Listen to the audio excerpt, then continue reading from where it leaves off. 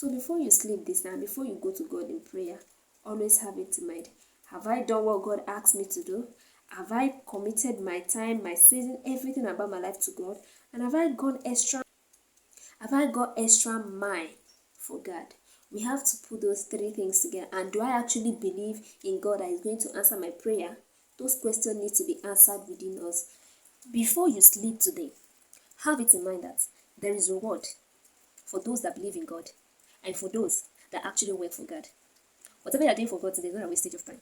Let me tell you. And you must work it diligently. Yes, you must do that diligently. Now, you keep on praying. Whatever you're praying for, God will surely answer you. But there are some points, there are some things you need to do for those prayers to come to pass. Yes, that's why God made it together. There is reward for those that believe in Him and for those that actually work for God. Now, let's put it for example.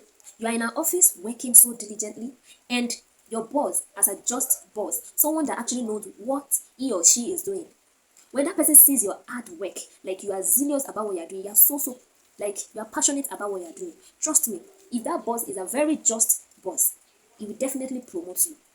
He will lift you from that position that you are so hardworking, and promote you to another level, because the person knows that you have a better plan for that particular company.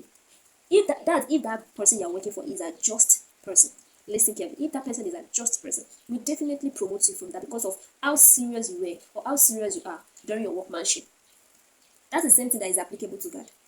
When you look at God, God is not a God of favoritism. Yes, He's not a God of favoritism. So whatever you do today, always know that if you be also working diligently for God, there is no how God will see you and go and bless another person. Yes. And while you are also working diligently for God, you have to also understand that you will work diligently, you will believe in whom you are working for. Because faith without work is just like you wasting your time. You believe in whom you are working for, and you believe in whom you are actually praying for. I'll be praying to. So now, to work for God, you have to do these things. There are just two things for you to do to work for God. First is, let's go to John 14, verse 12 to 14. In that book of John, it says, "Very truly I tell you, whoever believes in me will do the work I have been doing." If you remember, Jesus was a very great example for us in all ways. In all ways, he is a very good example to us. He's very disciplined. He's a very hardworking man. So during his time, he was so hardworking and he was so diligent. So now, he has already made the commandment for us here in the Bible. All we have to do is to follow it.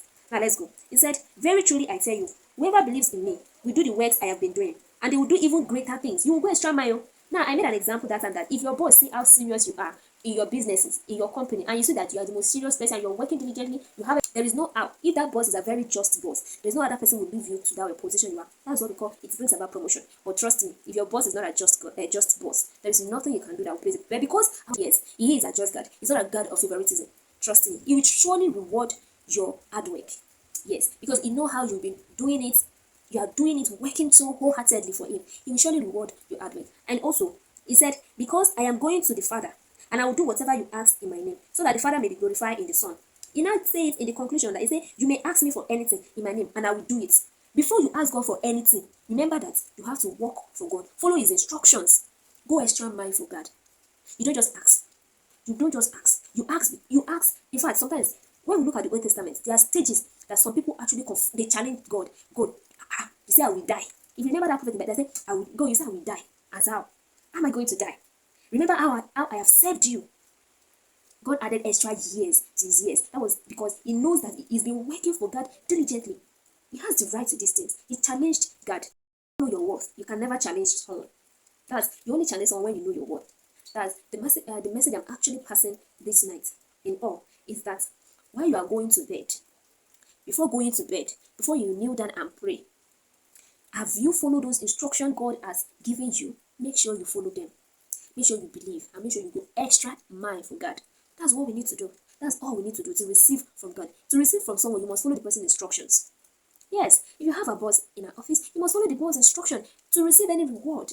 When the person says how obedient you are, how hardworking you are, trust me, there is nothing you ask the person that the person will not beat his or her chest that yes, I trust you. You have a reason for asking for this particular thing. Before we go to God, I pray that God help us in Jesus' name. Take care and good night. Don't forget, this is Oberi Comfort Zone. Don't forget to subscribe to my channel and also do work and comment on whatsoever that you think that is supposed to be in.